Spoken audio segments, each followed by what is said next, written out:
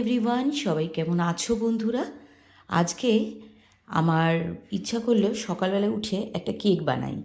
কারণ আমাদের বাড়িতে এই ফ্রুট কেকটা বানালে সবাই ভীষণ পছন্দ করে, আর আমার মেয়ের স্কুলে বা কলেজে টিফিনও আমি দিতে পারি, কারণ হোমমেড কেক খাওয়া ভালো, কোনো প্রিজারভেটিভ নেই এর মধ্যে।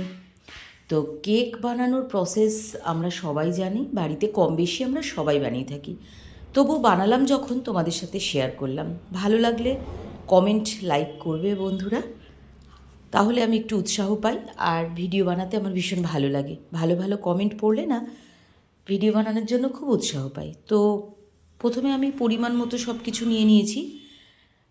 200 গ্রাম ময়দার সঙ্গে 200 গ্রাম চিনি, আর ঠিক হাফ বাটার, মেল্ট করা বাটার বা রিফাইন অয়েল যে কোনো একটা, পাউডার সুগারও 200 গ্রাম। তো সব কিছু মিক্সড করে ময়দাটাকে অবশ্যই ভালো করে ছাঁকনিতে চেলে নিতে হবে। 1 চামচ বেকিং পাউডার আর হাফ চামচ বেকিং সোডাও অ্যাড করতে হবে। তারপর আমি এর মধ্যে দিয়ে দিলাম হাফ চামচ vanilla essence with food colour. তো সামান্য কোয়ান্টিটিতে দিয়েছি, খুব একটা বেশি ফুড কালার আমি এখানে ইউজ করি না, দিই যাতে কালারটা একটু সুন্দর হয়। আর আগেও আমি বলেছি, আগে দর্শনধারী পরে গুণ বিচারী, দেখতে সুন্দর তো হতেই হবে, তো নয়তো অ্যাট্রাকটিভ হবে কী করে, তাই না? খেতেও ভালো হতে হবে, দেখতেও ভালো হতে হবে। তারপর কিছু ড্রাই ফ্রুটস আমি ওপর দিয়ে ছড়িয়ে দেবো, সেটা পরে, মানে আগে আমি এটাকে বেক করে নেব।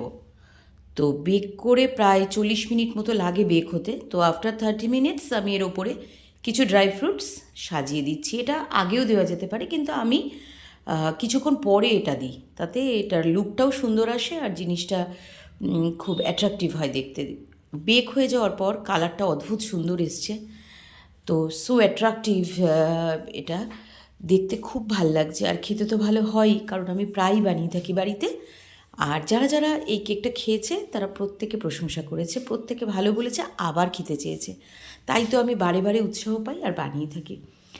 তো এইভাবে কেক বাড়িতে কিন্তু আমরা যখন তখন বানিয়ে নিতে পারি। আর বাচ্চাদেরকে বাইরের কেনা কেক না দিয়ে বাড়িতে এরকম বানিয়ে যদি টিফিনে দেওয়া হয়, তাহলে ওরাও পেট ভরে খায় আর কোনো প্রবলেম হওয়ারও সম্ভাবনা থাকে না। ম্যাক্সিমাম বাড়িতেই দীর্ঘদিন ধরে বাচ্চাদের টিফিনে কেক দেওয়া হয় সকালবেলা।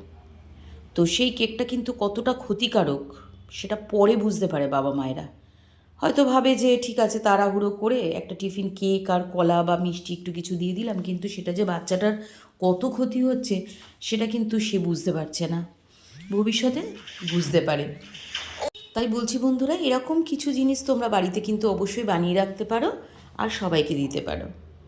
তোমাদের সাথে ভিডিও শেয়ার করতে পারলে আমার ভীষণ ভালো লাগে। আর সবচেয়ে বেশি ভালো লাগে ভালো ভালো কমেন্ট দেখলে, শুনলে খুব ভালো লাগে। তো এরকম ছোটো ছোটো ভিডিও আমি পোস্ট করতে থাকবো, তোমাদের ভালো লাগলে কিন্তু কমেন্ট করবে। দেখো কি সুন্দর ধোঁয়া বেরোচ্ছে, গরম গরম কেক খাওয়ার মজাই কিন্তু আলাদা। আবার ঠান্ডা কেকেরও অন্যরকম টেস্ট থাকে। তো আজকে এই পর্যন্ত।